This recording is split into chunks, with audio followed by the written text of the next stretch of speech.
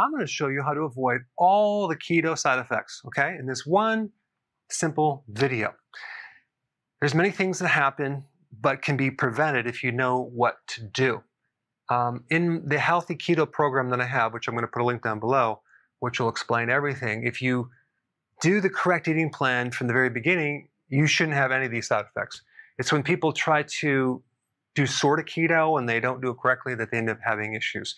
Let's start at the top here, brain fog. That can be a deficiency of B vitamins, especially vitamin B1, and also ketones. In the transition phase, when you're starting keto, it takes like 3 days, and sometimes there's this transition period where your brain doesn't have enough fuel. It can't generate the ketones as fast enough, and so you might want to increase your ketones by taking MCT oil, okay?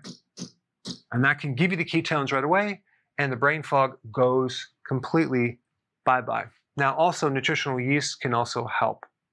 All right, uric acid, okay, that's involved in gout. When you start fasting, certain people start having higher levels of uric acid. Uric acid is an antioxidant, so it's trying to help you, but if you're prone to gout, you could notice pain in your big toe, okay?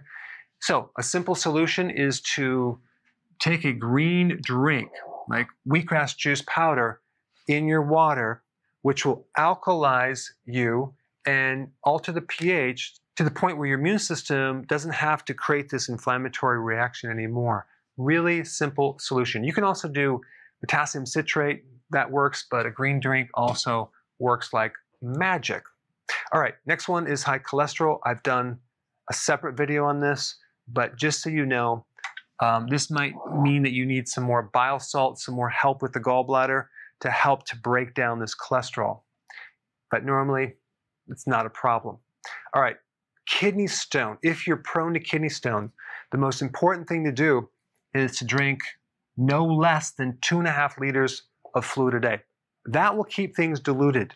You won't be able to form a stone because kidney stones are a super saturated situation. Okay, so if you drink enough fluid, you just can't form stones anymore. Also, potassium citrate is really good because, first of all, potassium is a protective to the kidney and it actually helps decrease the risk of kidney stones. And the citrate also binds with oxalates, which are the most common form of kidney stones, calcium oxalates. So the citrate will kind of prevent that. And also, from your diet, you want to make sure you're not consuming foods high in oxalates.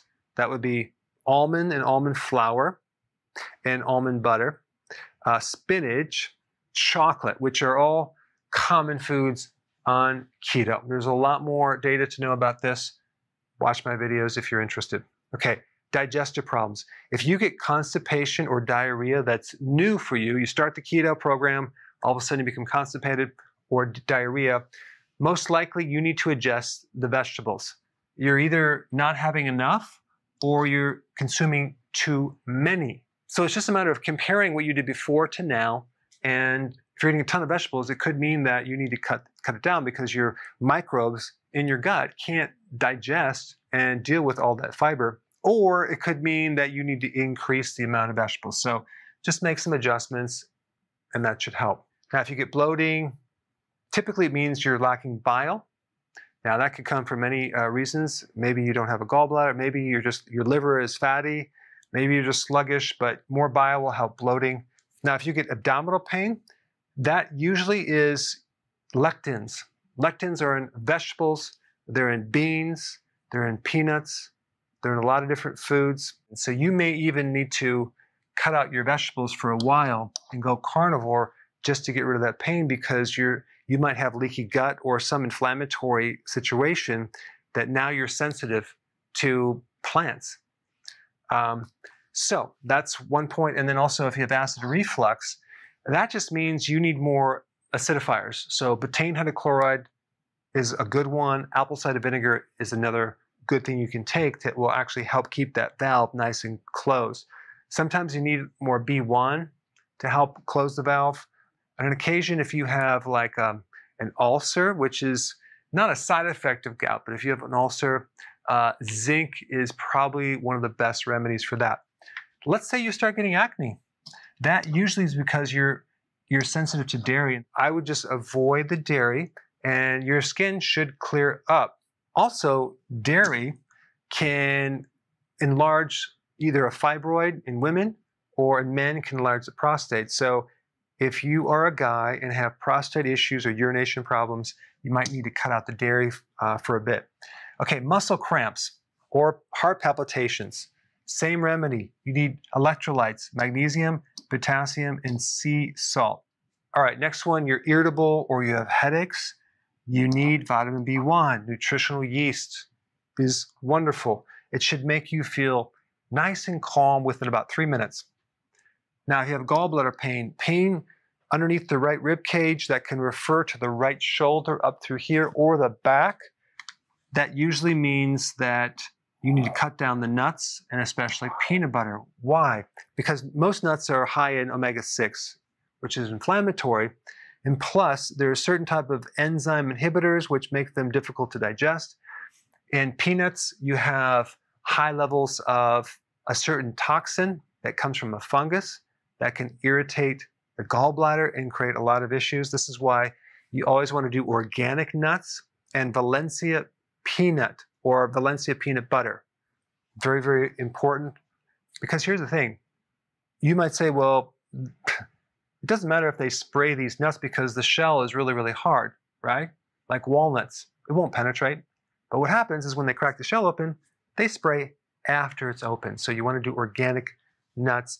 And that should help you, but I think cutting out nuts would be good, and you may need to cut out some of the extra oils that you're consuming that you might not have enough bile to actually digest some of that fat. So taking purified bile salts or a gallbladder formula, very helpful in this situation.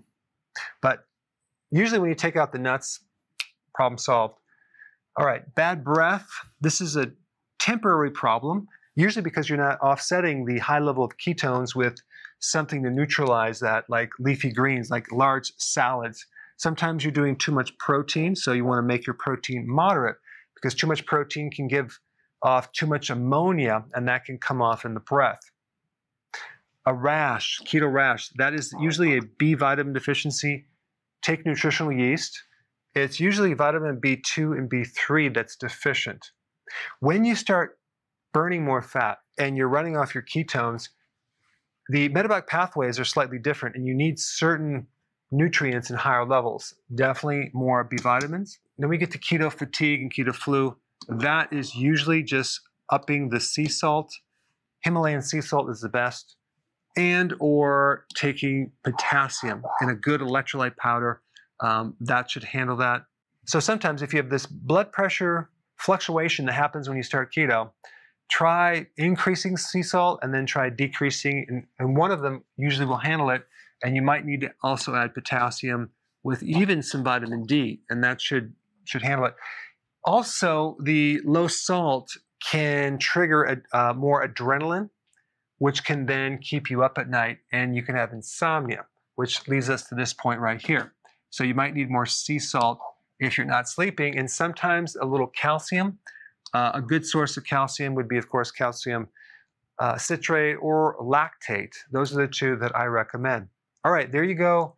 Keto side effects in a nutshell. So if you're enjoying this content, go ahead and share it with someone that could really benefit from it.